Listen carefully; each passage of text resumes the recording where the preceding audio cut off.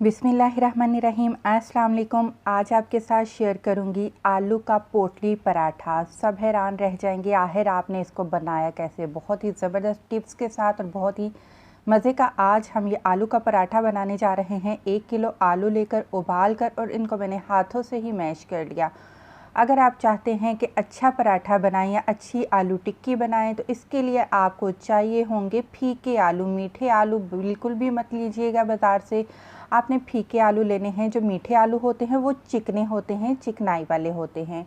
और इसमें हम नमक शामिल करने जा रहे हैं। 2 टीस्पून लेवल करके डालिएगा या अपनी मर्ज़ी के मुताबिक आप डालिएगा। कुटी लाल मिर्च 2 चाय के चम्मच आप इसमें शामिल कर दीजिएगा। आधा चाय का चम्मच इसमें मैंने हल्दी का पाउडर शामिल कर दिया जिससे कलर बहुत ही अच्छा आएगा। इसके साथ खुशबू के लिए 1/4 चाय का चम्मच गरम मसाला पाउडर ऐड कर दिया है मैंने। 1 खाने का चम्मच आप इसमें साबुत सफ़ेद ज़ीरा डाल देंगे और 1 खाने का चम्मच आपने साबुत धनिया लेना है, उसको हाथों से मसल कर आप इसमें डाल दीजिएगा। हरे मसालों में मैंने आधा कप धनिया और आधा कप पुदीने के पत्ते लिए हैं, 5 हरी मिर्चें हैं तीखी वाली और एक दरमियाने साइज़ का आपने बारीक प्याज को चॉप कर लेना है। प्याज के साथ जब ये आलू का पराठा बनेगा तो बहुत ही ज़बरदस्त इसका टेस्ट आएगा।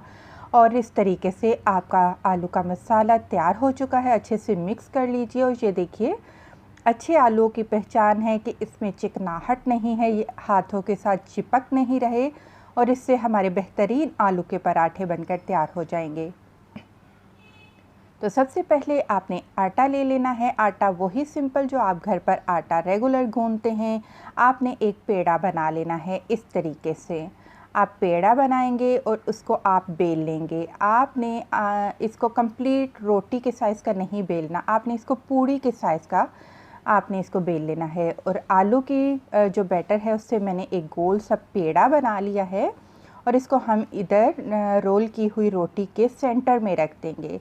और अब ध्यान से देखिएगा, आपने इस तरीके से ज़िग ज़ैग बनाने हैं।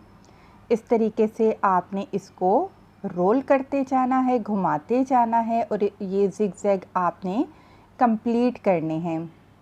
कोई जल्दी नहीं, आपने बिल्कुल ये जो आलू की स्टफिंग है इसको पूरा आपने इस रोटी के अंदर कवर कर देना है और यहाँ से दबा लीजिए, हाथों से आप ऊपर से इसको दबा लीजिए। और इस तरीके से अब आप इसको ट्विस्ट करेंगे, रोल करेंगे और रोल करते करते आपने ऊपर वाला जो पोर्शन है उसको हटा लेना है इस तरीके से। और बाकी ये जो पेड़ा है इसको आप प्रेस कर दीजिए और जो आलू की स्टफिंग है वो कम्प्लीटली पेड़े के अंदर डन हो चुकी है।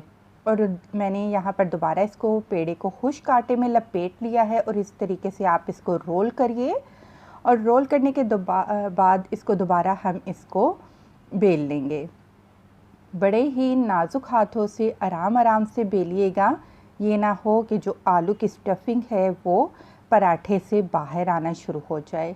तो ज़्यादा बड़ा मत करिएगा, नॉर्मल साइज़ का ही आप पराठा बेलिएगा। पराठा बेलकर हमारा बिल्कुल तैयार हो चुका है, ज़बरदस्त किस्म का। और गरम गरम तवे के ऊपर आपने इसको पराठे को डाल देना है। ठंडे तवे पर अगर आप डालेंगे पराठे को तो जो घी या तेल आप इस पर डालेंगे तो पराठा अपने अंदर जज़ब कर लेगा। अब हमने क्या करना है, पराठे को हमने दोनों तरफ से तकरीबन 70 to 80% पका लेना है। इस तरीके से साइड को चेंज करते हुए दोनों तरफ से आपने 70% तक इसको कुक कर लेना है। इसके बाद आपने घी में पराठे को फ्राई करना है। तेल में भी फ्राई हो जाता है, अक्सर लोगों को मैंने देखा है तेल में फ्राई करते हैं, लेकिन उससे पराठा क्रिस्पी नहीं बनेगा, कभी भी क्रिस्पी नहीं बनेगा। तो आपने जब भी पराठा तैयार करना है तो आप इसको घी में ही फ्राई करें। तो दोनों तरफ से जो हमारी पराठे में कसर रह गई थी वो तेल में फ्राई होने के दौरान निकल जाएगी और ज़बरदस्त किस्म का हमारा माशाल्लाह से आप देखिए कितना अच्छा फूल रहा है और बिल्कुल भी आलू बाहर नहीं आ रहे पराठे से। हर तरफ हर नवाले में आपको ये आलू की स्टफिंग मिलेगी इंशाल्लाह। बहुत ही मज़े का ज़बरदस्त किस्म का ये हमारा पराठा बनकर तैयार हो चुका है। और अब आपकी अपनी पसंद है, चटनी के साथ इस पराठे को एंजॉय करें या फिर केचप के साथ आप इसको खाएं और बहुत ही ज़बरदस्त आपको ये नाश्ते में लगेगा इंशाल्लाह। वीडियो पसंद आई है जाते जाते लाइक करें। खुश रहें, दुआ में याद रखें। अल्लाह हाफिज़।